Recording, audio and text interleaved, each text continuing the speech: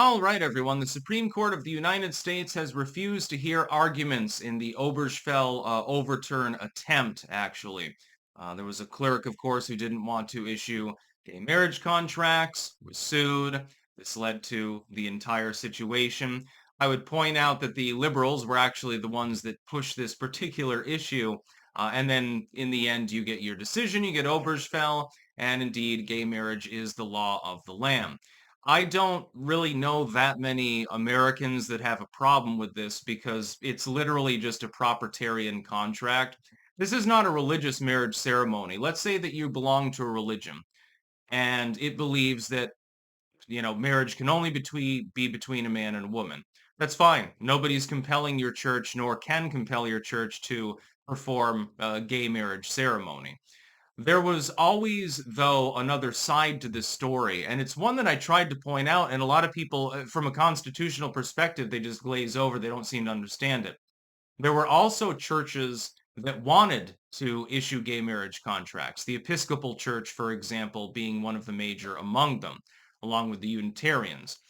If you prevent them from issuing those contracts, and in the preponderance, the person as an individual, a consenting adult, is simply seeking a state contract of some sort that allows for the dispensation of property upon death, that allows for medical proxy, that allows for, other legal things. This is all civic. It has nothing to do with religion or spirituality or God or anything like that.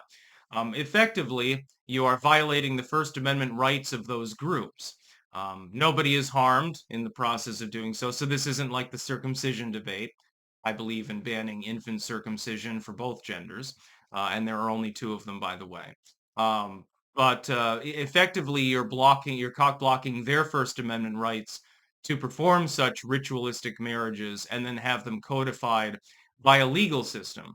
It's just a legal system, it's civic. Render unto Caesar that which is Caesar's, I believe, is actually in the Christian Bible, for example. Well, Caesar's purview is granting proprietarian licenses for inheritance and medical proxy and things like that.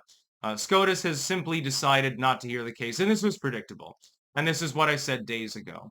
It would be unlikely that they would even consider the case because they've already made at the Supreme Court level a decision with regards to the case. It's only been a number of years.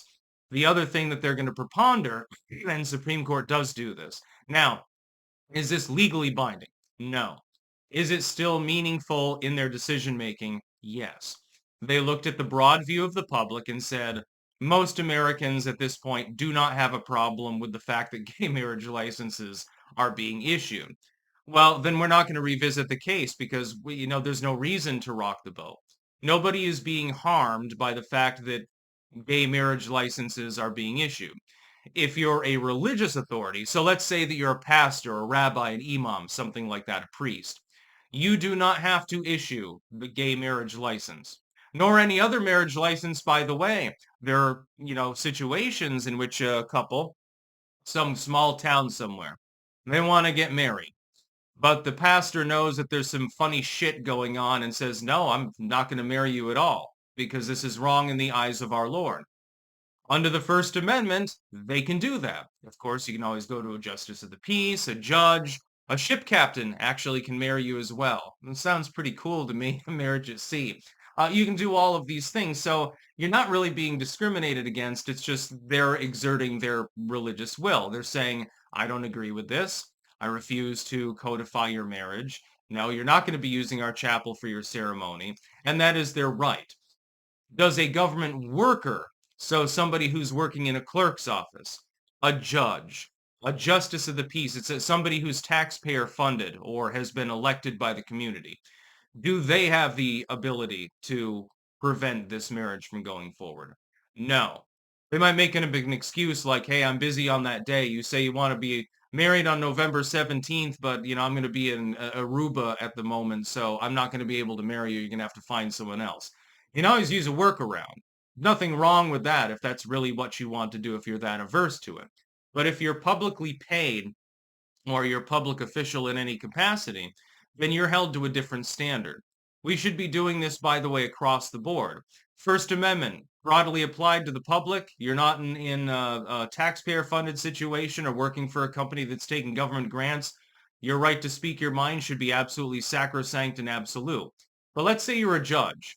Let's say you're a sheriff or something like that. Elected official, selected official, taxpayer-funded. You're part of effectively the government or its auxiliary sort of capabilities. You should not be able to discriminate against people. That's pretty self-evident because other people who are giving you money may not agree with what you're. This is why I don't think that federal funds should be given to New York City, by the way.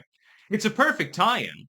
I don't want my money going to promote communism and stupidity that has failed for over a century.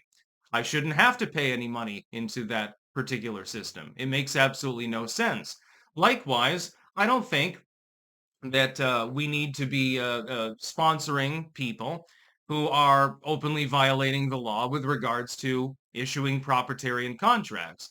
As far as the church goes, nobody is going to barge into your church and demand that you marry them because they're lesbians. Well, they can't do that. They can't compel you to do so. So your religious edifices are perfectly fine. You can do whatever you want. Some churches say it's okay. Some churches say it's not okay. But then there are also churches who can say, well, you were married once and divorced. This is a sin. We can't remarry you. Well, that's not discrimination. It's just a religious belief. It's a belief that if they do so, they're going to hell or something like that. Perfectly fine. Nobody has a problem with that. I would note that some of the most strenuous opposition actually to gay people getting married or even existing in some cases comes from people who are Islamic, actually, not so much from the Christians anymore. Sure, there are fire and brimstone Christians that still, have a problem with gayness, but it's not at the same level as it was before, and it's not at the same level as the pushback that you get from certain other religious minorities within the United States. I believe that this was the right decision for SCOTUS to make, simply because you'd be opening a massive can of worms for no reason, in a doomed attempt for no purpose whatsoever, and you'd be doing it as we're headed marching slowly on towards midterm season. So I would suggest that the moral conservatives out there breathe a sigh of relief because you've been saved from yourselves on this particular issue because you get crushed otherwise. The American people would not sit still for that. They would not. They would have a problem because something like 2/3 of the population has no problem with gay marriage. I happen to be one of that number. I don't want to discriminate against people who are otherwise doing nothing else other than, hey, I'm gay. We're here. We're queer. Give us a light beer. Who gives a fuck? Yeah, it's not my life. Has nothing to do with me. As long as you're not perving on kids, and I would say this to straight people as well, fuck whoever you want, however you want, just leave the kids out of it and don't fuck animals. Is this really too much to ask of people? I don't really think so. In the meantime, though, the proprietarian contract of marriage, it is unconstitutional for the U.S. government to deny that contract, which is just civic. It has nothing to do with ethics or religion. It is unconstitutional for them to deny that to a couple that is consenting, they're both adults, they just want to do what they want to do, and they want medical proxy and inheritance rights and things like that. It's just a legal contract. I mean, you can say, well, that's not really marriage. Okay, well then, no problem. Your church is not being compelled to marry these people, so just relax about it a little bit. They made the right decision. Do you realize what political fallout there would be if they challenged Obergefell and even took up oral arguments, let alone made a final binding decision? If they just took up the arguments, right now you'd have hundreds of thousands more leftists on the streets rioting and burning things down. Well, that's not necessarily the most pragmatic thing to do, now is it? Also, I don't see it as a moral issue at all. I do not care myself. That's about all. Peace out.